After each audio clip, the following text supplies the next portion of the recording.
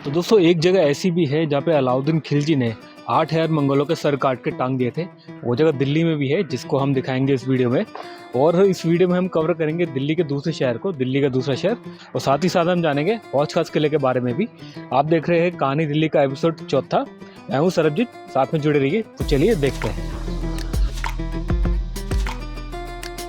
तो दोस्तों, जैसा कि हमने पिछली वीडियो में बात करी थी, कैसे पृथ्वीराज चौहान जी को हरा के मोहम्मद घौरी जो है भारत में आ जाता है। पर वो जंग जीतने के बाद वो भारत में रुकता नहीं है, वो अपने अफगानिस्तान घौर रीजन वापस चला जाता है। पर वो भारत में अपने गुलाम कुतुबुद्दीन ऐबक को छोड़ जाता है, जिसने कि कुतुब मीनार का निर्माण शुरू करवाया था। पर कुतुबुद्दीन ऐबक की मौत एक दिन चौगान खेलते हो जाती है। इसके बाद उसकी गद्दी पे उसका बेटा आरम शाह बैठता है और आरम शाह को मरवा देता है इल्तुतमिश, और इल्तुतमिश आरम शाह को मरवा के गद्दी पे बैठता है।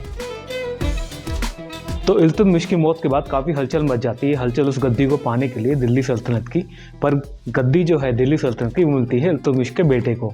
पर इल्तुतमिश चाहते थे कि वो गद्दी, वो सत्ता उसकी बेटी रज़िया को दी जाए, पर मिलती है उसके बेटे को। पर कुछ समय बाद रज़िया जो होती है उस गद्दी को, उस सत्ता को हासिल कर लेती है। और सत्ता को हासिल करने के बाद वो खुद को एक नाम देती है, वो खुद को रज़िया सुल्तान कहलाती है। तो इल्तुतमिश ने अपने राज में 40 लोगों की टीम बनाई थी, जिसको आप आज के टाइम में कैबिनेट मंत्री बोल सकते हैं, जो कि सत्ता चलाने में उनकी मदद करते थे।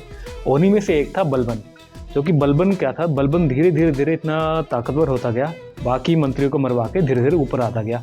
और एक वक्त ऐसा भी आ गया जब उसने रज़िया सुल्तान को मरवा के दिल्ली की सत्ता जो है हासिल कर ली थी।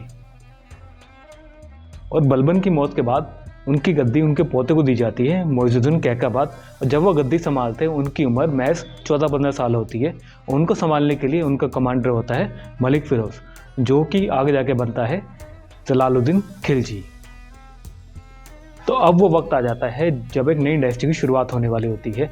यहाँ पे मलिक फिरोज यानी जलालुद्दीन खिलजी मोइजुद्दीन कैकाबाद की हत्या कर देता है, दिल्ली की सत्ता को हासिल कर लेता है। और यहीं से शुरुआत होती है खिलजी डायनेस्टी की। और उसके बाद आता है अलाउद्दीन खिलजी, जो कि अपने ही चाचा जलालुद्दीन खिलजी को मारकर दिल्ली की सत्ता हासिल कर लेता है। और अपने ही चाचा को मारने के बाद जब अलाउद्दीन खिलजी सत्ता हासिल कर लेता है, फिर यहीं से शुरुआत होती है दिल्ली के दूसरे शहर की। इसका निर्माण अलाउद्दीन खिलजी ने शुरू करवाया, जिसको हम सीरी के नाम से जानते हैं। और जब अलाउद्दीन खिलजी ने दिल्ली के दूसरे शहर का निर्माण शुरू किया, यहीं पे उन्होंने किला बनाया, जिसको हम सिरी फोर्ट के नाम से जानते हैं, जिसको उन्होंने मंगोलों के आक्रमण से सुरक्षित रहने के लिए अपने आप को बनाया था।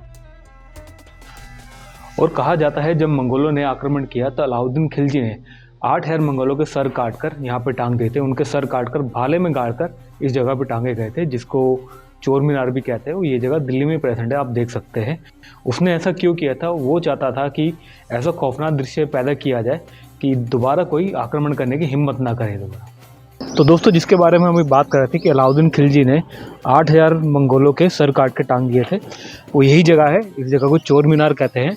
और देखने वाली बात यह है कि ये एक्चुअली कॉलोनी के बिल्कुल सेंटर में है, एक गोल चक्कर है, उसके बीच में है ये।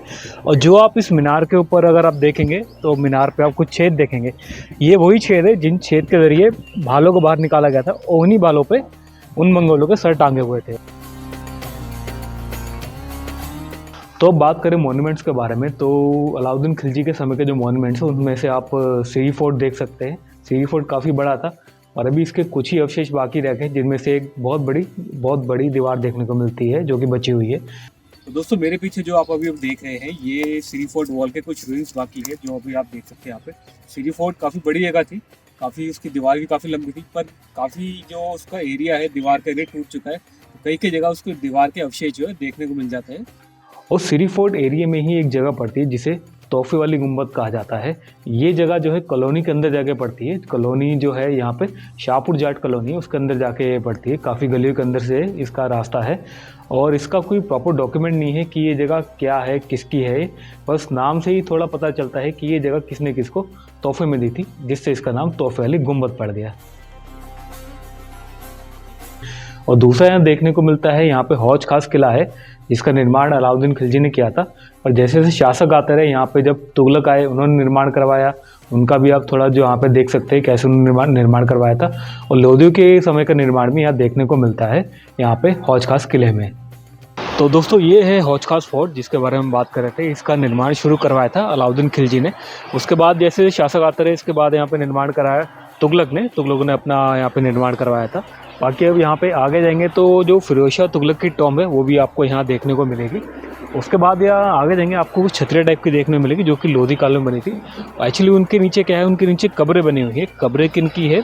जो यहाँ के मदरसे में पढ़ाया करते थे जो टीचर थे, उन्हीं की कब्रें यहाँ पे बनाई गई है। बाकी अगर आप आगे इस स्ट्रक्चर को देखेंगे तो बहुत सारा मिक्स है स्ट्रक्चर, क्योंकि अलग अलग जो सुल्तान जो भी आप कहते शासक थे उन्होंने यहाँ पे निर्माण कराया था, तो सबका जो बनाने का तरीका थोड़ा अलग था। यहाँ पे लोधी का तरीका भी आपको दिखेगा बनाने का, और जो खिलजी ने शुरू कराया था वो भी आपको दिखेगा। बाकी इसके साथ ही आपको देखने को मिलेगी यहाँ पे हौज खास, जो हौज खास में झील है वो आपको देखने को मिलेगी। तो दोस्तों अभी जो मेरे पीछे आप ये तालाब देख रहे हैं इसको हौज अलाई कहते हैं। हौज अलाई इसको अलाउद्दीन खिलजी ने बनाया था, जो आसपास के जो किले थे वहाँ पे पानी सप्लाई करने के लिए। और उसके बाद यहाँ पे जब तुगलक आए तो तुगलकों ने इसका नाम चेंज कर दिया, इसको हौज खास कर दिया। हौज मतलब जहाँ पे पानी इकट्ठा होता है, खास मतलब खास लोगों के लिए, शाही लोगों के लिए कर दिया। और ये जो जगह है ये बिल्कुल हौज खास जो फोर्ट है उसके पास पड़ता है, और ये डीएस पार्क के अंदर है।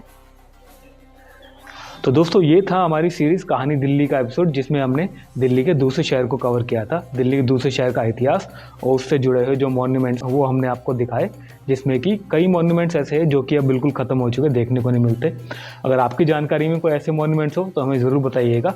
बाकी साथ में जुड़े रहिएगा, वीडियो को लाइक कीजिएगा, चैनल को सब्सक्राइब जरूर कीजिएगा, और मिलते हैं अगली वीडियो में बहुत जल्द।